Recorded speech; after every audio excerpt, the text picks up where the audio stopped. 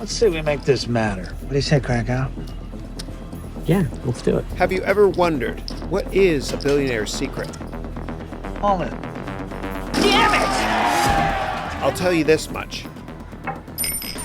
It's not blind luck. Never yield to the apparently overwhelming might of the enemy. Hate is nature's most perfect energy source. It's endlessly renewable. Let's talk about finance lessons from the third episode of Billions Season 2, based on my work experience at Goldman Sachs in New York City, and based on my work experience at the top hedge funds in the world. Now, please click the like button, as it really helps me a lot with these videos. And please stick around, because at the end of this video, I'm going to grade the episode for Wall Street realism with a buy, hold, or sell rating. 3 topics from this episode that we will discuss are: number 1, when I worked at one of the largest hedge funds in the world, the billionaire founder hired 25-year FBI and CIA veterans to teach me how to read people and how to tell if they're lying. And I'm going to share these tips with you, which are crucial to know in business. And I'll also teach you how the wealthiest people in the world, like Elon Musk, stay unemotional. And I'll give you tips on how they read people, just like when they play poker. And this is really important when it comes to investing and business in general, and also when you're navigating corporate politics. I think you're trying to bully me, and a bully's devastated when you stand up to him. Topic 2. Bobby plays poker with one of the best short sellers in history named Jim Chanos. Now, Chanos shorted Enron and made a killing, and what we're going to do is we're going to analyze his trade. And lastly, topic 3, Bobby tries to buy an NFL team, and I'll talk about why hedge funds hate it when founders of publicly traded companies buy a sports team or they have a new pet project.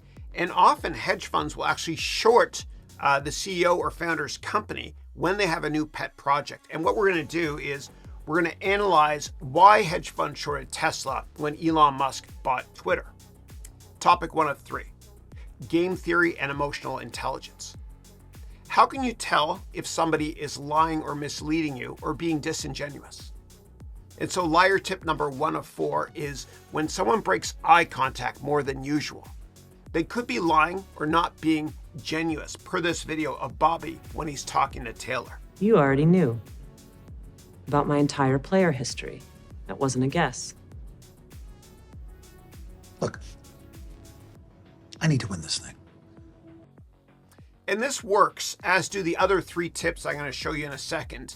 And this will help you a lot in business and in all aspects of life. But please keep in mind that this is not a perfect science. And you might need 2, 3, or 4 of the 4 tips to be valid in order to conclude that the person might be lying. And these tips have helped me a lot when I interviewed CEOs and could tell that they were potentially lying. You can also read someone when they blink their eyes more often than usual. They might be hiding something. And per this clip of Wendy, who is advising Bobby's enemy Krakow, this is what she advises. You're not blinking. What? You're not blinking.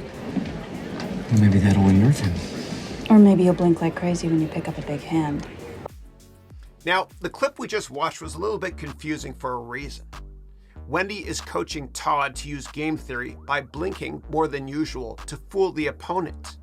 It's like psychological warfare, where you want your opponent to think that you're misleading them when you actually aren't. It's like Check. 3D chess, where you think several moves ahead of your opponent like Taylor does. Now, you want to be as unemotional as possible in order to not let the opponent know what you're thinking. Take a breath. Relax your features. Now, the second tip that CIA and FBI veterans taught me about seeing if someone is lying is if they touch their face more often than they usually do. And we actually see this with Chuck, who wants to arrest this guy named Lawrence Boyd, not because this guy is guilty, but because Chuck knows that he's going to be fired if he doesn't catch a big fish. First one to mention Lawrence Boyd has to buy everyone else cotton candy? There's just nothing to say, boss. Really? Nothing that isn't speculative at best. Now, the third way to tell if someone is lying is if they ramble on and on and on to a simple yes or no question, or any question really. Now, in this episode, Chuck and Wendy are going through therapy, And you can see Chuck, unlike Wendy, start to ramble. And how are the children handling it on the nights you actually switch? Very Fine. well. Kevin is still on about that vows thing. He brought that up again? Yeah, not directly, but, yeah. Now, the fourth way to tell if someone is lying is if they start shaking their foot or their hand a little bit, which is what a lie detector machine detects. Or perhaps they move a little bit more than usual, as we can see in this next clip, where Bobby's wife, Laura, is talking to Wendy. And Laura suspects that Bobby and Wendy are having an affair. And Laura is very jealous and worried because Wendy might be getting divorced. Divorces are hard. So are marriages. Yeah, I've heard other people say that. Separately, the most successful people in life do what they love. And I want to help you find your career passion. Every time you walk away from doing what makes you feel great, even though it also makes you feel sad, something inside of you dies. It's so true. Now, are you doing what you were meant to be doing in life career-wise? Now, I want to help you find your passion. So how am I going to do this? Well, answer this question, please. Number one, if I told you that for the next 30 days, you can't work, you can't travel, and you can't go to school, what would you do with your time? Now, pause me if you want to and think about this. And whatever your answer is, that is your next career, that is your passion, that is your purpose, that is your raison d'être, and that is what you need to be doing next. Now, if you chase money, you lose your money and your dreams. But if you chase your dreams and you don't really care about failing a few times, and you don't give a darn what people think about you or your career or life choices, then something wonderful happens. Your dreams come true, and the money follows accidentally. It always does. And that is the secret to wealth generation. And as Confucius said, find an occupation you enjoy, and you'll never work again for the rest of your life. And so we are all here to serve others. And I believe that you can't expect to realize your dreams in life unless you help others accomplish theirs first. I want to humbly help coach you. And my 9th annual one-year MBA program starts on May 6th. See this link for more details. There's no prerequisites to get in, and I offer one-on-one consulting as well. We're done discussing topic 1.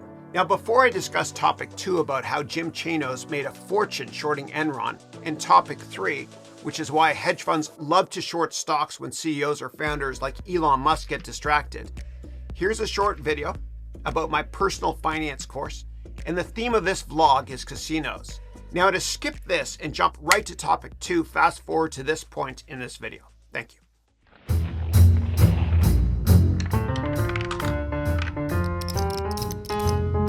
Have you ever wondered, what is a billionaire's secret? What steps do they take to grow their wealth? I'll tell you this much. It's not blind luck. It's all about saving, protecting, and making more money, which this course will teach you. We'll talk about wills, trusts, and estate planning, and how much you should spend on a house, and how to calculate mortgage payments the easy way. This course will help you create the perfect budget, which is really helpful in managing your day-to-day life. I'll teach you how retirement accounts work, and how to pay less in taxes, as well as how to protect your family and your possessions by using the right insurance products. You will learn about investing in stocks, bonds, and commodities, and how to manage risk. And this will all be done with easy and fun exercises using your personal finance Excel dashboard. This course is customized for every country and every currency in the world. No experience is necessary. The great part is, we don't do theory. Instead, you will apply practical concepts to real-world situations. I have years of experience in finance, from working at Goldman Sachs to venture capital and investment firms, including ones that I've founded. I will help you to save, protect, and make your money work for you. Please check out the student reviews to see how so many have benefited from the knowledge they've learned. And last but not least, we're going to have a lot of fun. So let's begin.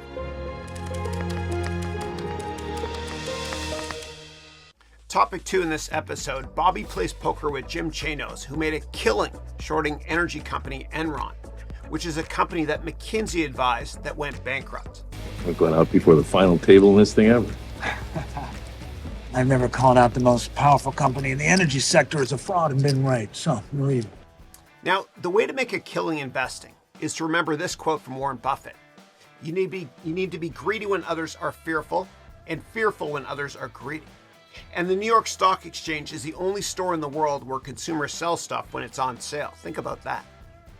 And you need to be a contrarian in business and think long term, which is what Jim Chanos did with his short of Enron in November of 2000, which at that point in time was the largest energy trading firm in the world. Now, please remember that hedge funds do not have an information edge on us, because legend has it that Chanos found out about the Enron short idea by reading this Wall Street Journal article from September 20th of 2000. And this article mentions Enron 11 times, and it helped Jim Chanos understand the accounting issues with Enron. And back then, so many sell-side analysts at investment banks had buy ratings on Enron.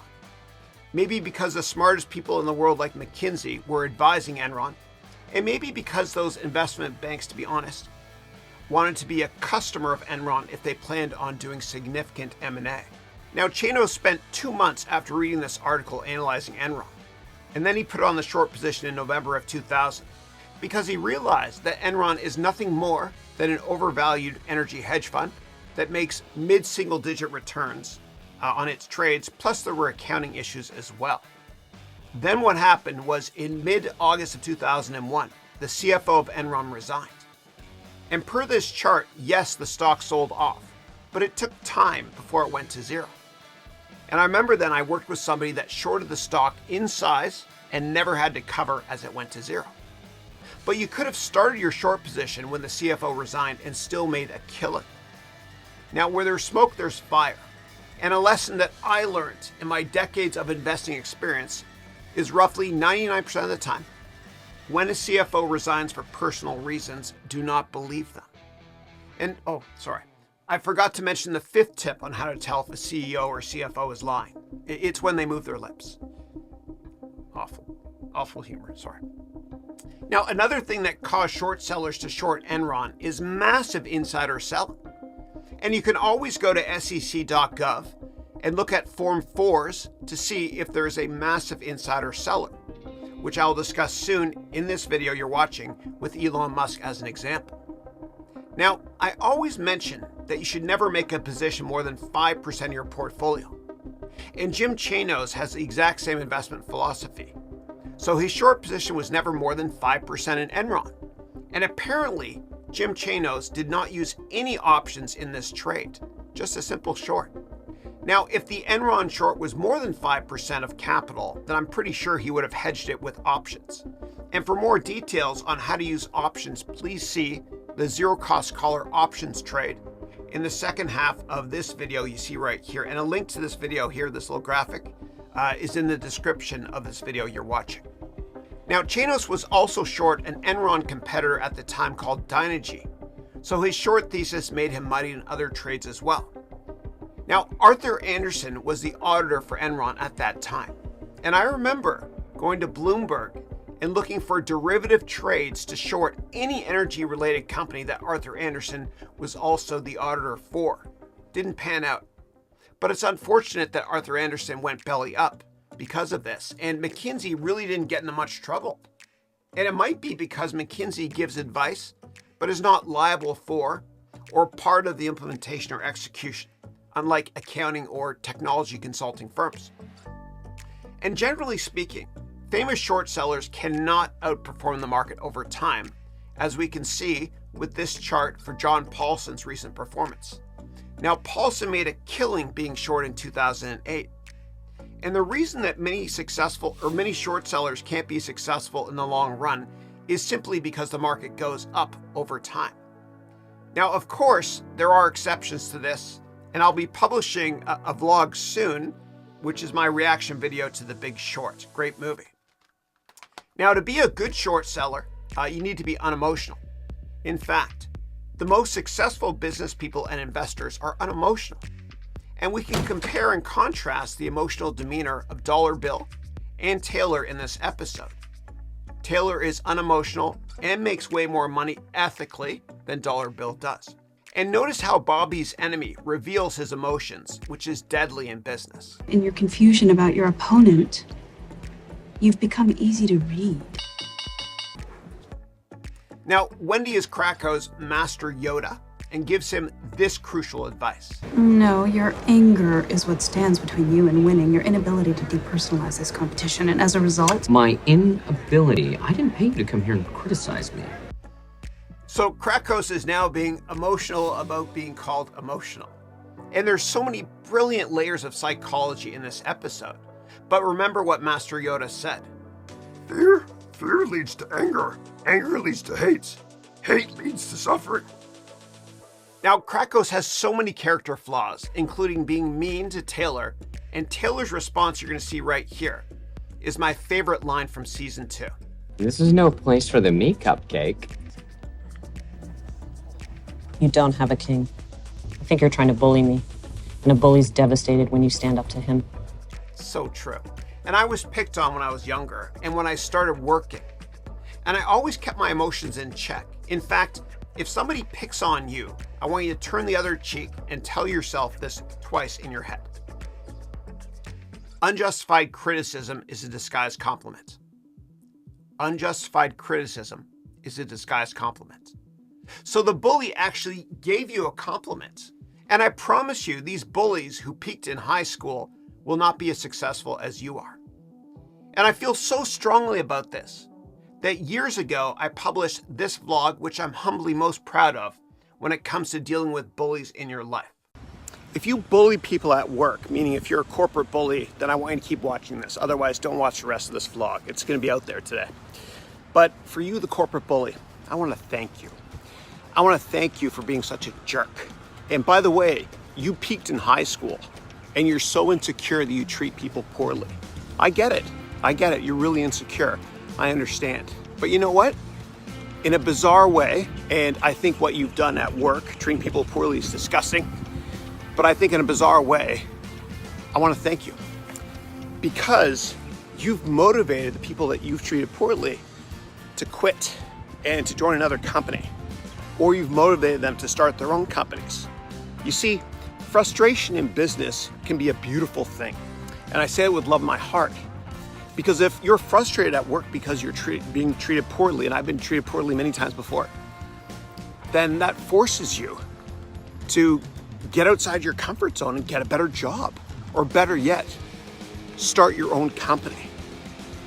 If I can be resourceful in any way, helping you start your own company, please let me know. Thank you. Not the bullies, just the people who are being bullied, like I was. Thank you. Now, speaking of not being emotional, let's talk about Elon Musk, who is incredibly unemotional, and this is one of the reasons why he is successful. Now, in early 2020, when there was a panic pandemic-related sell-off in all asset classes, and oil futures even dropped to negative $20 per this graphic. In early 2020, per this Form 4 filing, Elon Musk bought a lot of shares in Tesla. Then per this next graphic here, he sold a lot of shares in Tesla in late 2021, a couple of months before the market peaked. And this is referred to as behavioral finance, which was pioneered by University of Chicago Nobel Prize winner Richard Taylor. And so we need to analyze if there's a relationship, meaning a regression analysis, between insider buying and insider selling and how the stock price does. Now, you can do this in Microsoft Excel. And when I worked in the hedge fund industry, I did well humbly by finding a correlation between Activision founder Bobby Kotick insider buying and selling and the stock price. And so when Kotick bought a lot of shares, Activision was usually higher a year later and vice versa. And Excel is really easy to use when it comes to machine learning, which is a subset of artificial intelligence. And Excel is really easy to use when it comes to basic and advanced regression analysis, which I also teach in my MBA program. Now, here's a trailer of my Excel course that I made in the same Hollywood studio as Clint Eastwood movies in Bakersfield, California. Now, you can fast forward past this trailer to this point here when I discuss topic 3, which is about short selling Tesla and shorting stocks when a CEO gets distracted by buying a sports team. I don't know how to say it, so I'm just going to say it. I'm teaching a comprehensive course on Microsoft Excel. But let me tell you, Excel is a magician's hat that pulls out solutions to problems you never thought possible.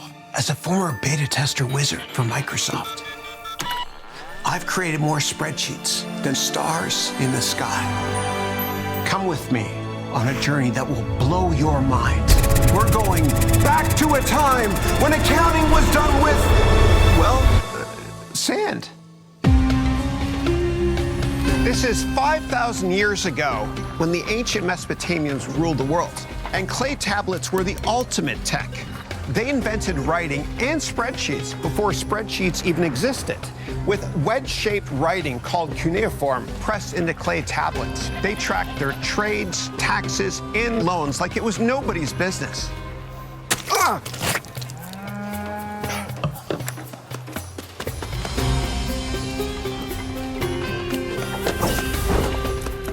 I think I'll add new shoes to the miscellaneous expenses column. And then came the paper ledger, the smartphone of the Middle Ages. The first tech revolution that changed the game for accountants and merchants everywhere.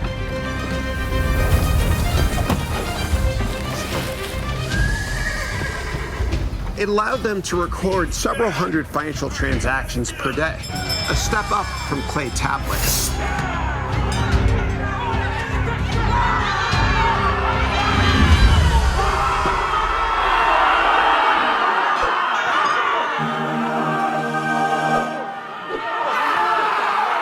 And just when it seemed like spreadsheets had hit their limits, a new technology emerged.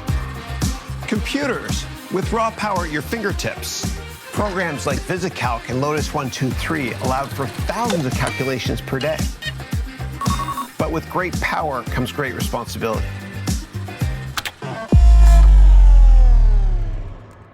The undo function was yet to be invented.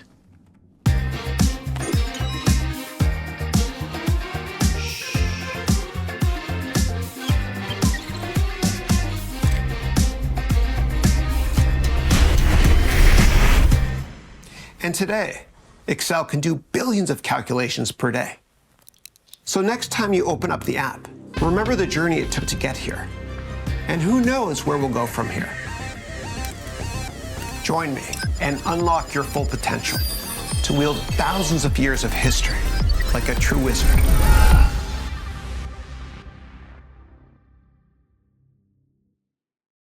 Topic 3. Bobby wants to invest in an NFL team. But you really miss out on being part of something very special. Yeah, you do. Which is why I've been thinking about watching a few more games in person. So there's obvious similarities in this episode with Bobby wanting to buy a sports team like Steve Cohen, who bought a baseball team.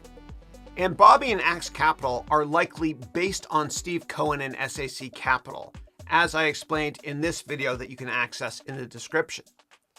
Now, I wonder if Major League Baseball, which is America's pastime, thought twice about letting Steve Cohen buy a team, which is what Steve Cohen had to address per this article you see here in the New York Times before eventually buying the New York Mets outright. Now, by 2012, Cohen owned 8% of the New York Mets, but it wasn't until 8 or 9 years later that he was able to buy the entire team for $2.4 billion. And investors in any company, be it a hedge fund or a publicly traded company, hate it when the founder or CEO buys a sports team, as this could signal that the CEO is less focused on execution and perhaps more focused on ego. And a lot of hedge funds short companies when the CEO buys a sports team or has a new pet project, because this could signal that the CEO is morphing into a jack of all trades and a master of none, and execution could suffer. And a more recent example of this was when Elon Musk purchased Twitter. Investors were really worried that execution at Tesla would deteriorate, which it actually did temporarily, as Elon didn't really announce the same number of groundbreaking products when he was distracted with the Twitter purchase, which we can see here actually in the stock price of Tesla back then. Now, in this episode, the NFL, which stands for Not for Long for Bobby, had this to say. NFL thinks it would be best for all involved if you didn't bid. Stated reason? Public perception. And given the many controversies with Bobby's unethical business practices, he was turned down. But unfortunately, money talks when it comes to ethics and perception. You know, when they like my number enough, they'll like me just fine. You know what we bid before? 100 more than any team has ever sold for. I'll bet 100 over that and send it right to the league office. One more thing before we wrap up this video. Check out this brilliant Easter egg. Today, we're here to raise max dollars for charity. And to see who's the biggest swinging on the street. I'll bet it's not going to be that guy. Now, in this video, we talked a lot about lying and poker. And so the swinging reference was a quote from the book Liar's Poker, which was published in the late 1980s, which every wannabe Wall Street investor, including me, read cover to cover multiple times when I was a kid in the 80s. Let's talk about grading of this episode for Wall Street Realism with a buy, hold, or sell rating.